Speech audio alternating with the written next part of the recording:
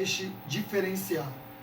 Para mim começar a falar do peixão, eu tenho que primeiro fazer você entender quem é a pessoa do peixão. Eu sei que muitos de vocês conhecem, inclusive hoje saiu uma matéria falando sobre o peixão. É um sacanagem.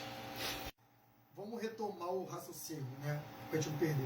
O que acontece? Para ser específico, o peixão é um traficante, né, que ele domina ali a Cidade Alta, Três Bocas e outras comunidades carentes.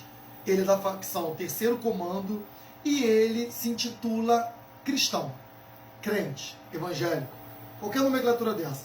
Mas é alguém que é servo de Jesus. Qual o problema disso? Para mim falar o problema disso, primeiro a gente tem que entender o seguinte, que tudo começa, pelo menos para mim, na década de 80 para a década de 90. Na comunidade carente, eu vou frisar aqui em específico a Mangueira, porque é onde que eu sou nascido e criado. Então eu posso falar do que eu conheço, do que eu vivi. Na comunidade da Mangueira, devido não tinha essa população toda, todo tipo de morador que tem hoje, essa numeração toda que ficou, tinha muito mato. E tinha porco, tinha cabrito, bode, tinha cavalo, tinha tudo isso. Era muito mais natureza, né? E aí tinha, religiosamente falando, a Igreja Católica e também tinha o Espiritismo, a Umbanda e o Candomblé. Ah, Tiago, o que isso tudo tem a ver? Tem a ver que os traficantes da década de 80 e 90, aqui na Mangueira em específico, eram católicos, devotos a santos específicos do catolicismo, né? E muitos deles também eram espíritas, da Umbanda e do Candomblé. Devido a ele ser católico, independente, eles tinham um padroeiro chamado São Jorge. Eles eram devotos ao São Jorge. Por quê? Porque para o traficante, São Jorge é o símbolo do guerreiro, do que vai à batalha, à guerra e vence. Aquele que é motivacional, aquele que joga a tua autoestima para cima, porque ele é da guerra, da vitória, da conquista. Os traficantes também sempre disseram esse ditado aqui: fé em Deus e nas crianças da favela, né? Só que, devido a isso, eles também vão agora ser devotos de São Cosme e Damião. Eles criam, a partir daí, os santeiros, que são umas casinhas, né? Umas casinhas que eles criaram em várias áreas da comunidade para estabelecer e assentar esses santos, tanto São Jorge quanto São Cosme e Damião. Em 1994, eu tinha 10 anos de idade, na época, eu lembro como se fosse ontem a guerra mais sanguinária, né, que teve mais banho de sangue na comunidade da Mangueira, que foi em 1994. Quem predominou nessa guerra, quem venceu essa guerra, agora não tinha mais o conceito católico e nem espírita. Agora o conceito era totalmente cristão. E em vez do deixar o santeiro, mas em vez de São Jorge e São Cosme e Damião, agora tem uma Bíblia colocada ali. Né, colocaram a Bíblia ali. E nas paredes que tinha as imagens de São Cosme e Damião e de São Jorge, agora vai ter o quê? Frases bíblicas, né? Versículos bíblicos. E também imagem de Jesus, dos apóstolos, coisa relacionada à coisa evangélica, de cunho evangélico, a pomba, né? Com o Espírito Santo, aquela coisa todinha, tudo isso. A guerra se tornou religiosa. Por quê? Porque dentro da cultura, né, que estava crescendo, que é a igreja pentecostal, saindo dos tradicionais, né, agora eles começam a fazer corinho de fogo. Também, para piorar a situação, temos o Edir Macedo, que agora da igreja pentecostal surge a igreja neopentecostal, começando por essa mais forte, que é a igreja universal, a mundial, da graça, as outras são tudo genéricos da igreja universal, né, saíram dela. Né, a igreja pentecostal. E essa tem um propósito, né, de agora vender a fé. Entende?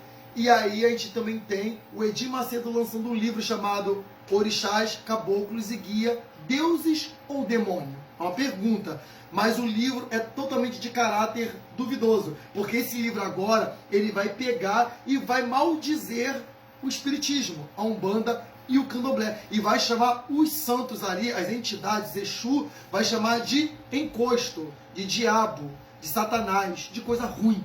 Entendeu? Por exemplo, se você bebe cachaça, você está com Zé Pilintra. Se você é uma mulher e você tem você é pegadora, sai com vários homens, você é uma pombagira. Eles começam a direcionar agora esses espíritos para coisas negativas, né? E chamando esses espíritos disso, de coisa que tem a ver com prostituição, que tem a ver com droga, que tem a ver com bebida alcoólica, que tem a ver com isso tudo. Endemonizam, né? Pegando essas pessoas desses locais, né, do centro espírita e trazendo para a sua igreja.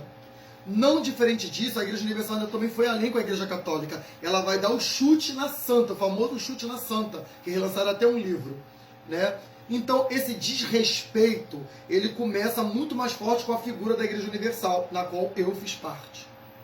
Mas como o assunto não sou eu, é o Peixão, agora a gente vem no pior dessa evolução para a degradação.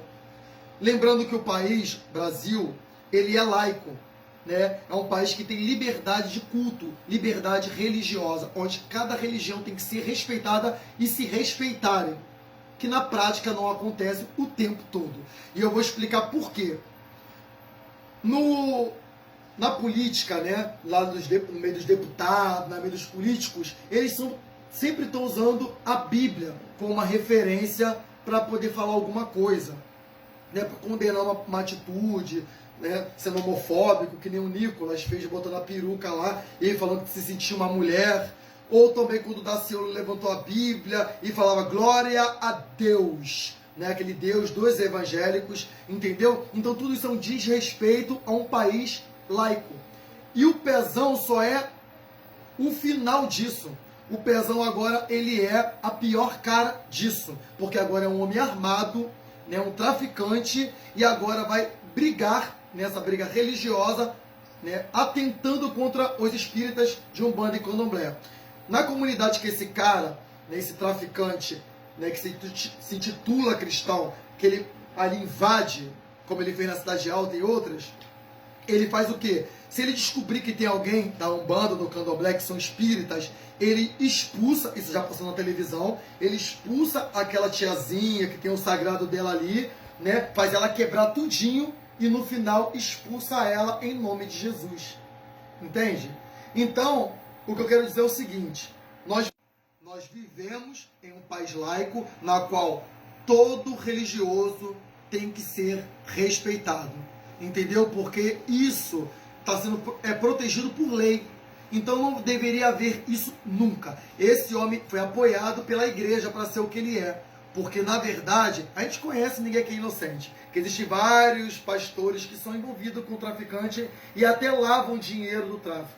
Entende? Então, o que eu digo para vocês é o seguinte, nós devemos, né, exigir das autoridades esse respeito a um país laico.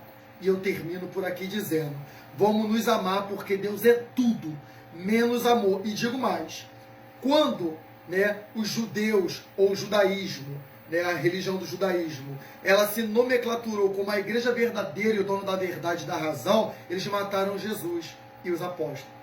Quando a Igreja Católica disse que é a igreja verdadeira e a igreja mãe, né, ela matou cristãos em nome de Jesus e queimou pessoas na fogueira, um monte de coisa, atrocidades, na Idade Média. E, por último, né, apoiado até pela igreja, Adolf Hitler com o nazismo, ele vem matando também, apoiado, Deus, pátria e família, né? E fazendo, porque sempre quando tem o exclusivismo, quando tem alguém achando que é o dono da razão, o dono da verdade, essa pessoa vai ter um pensamento fascista. Vai ser um fascista e vai matar em nome de Deus, né? E isso não pode estar acontecendo num país como o nosso, né? Que é um país de Deus e Deus é amor.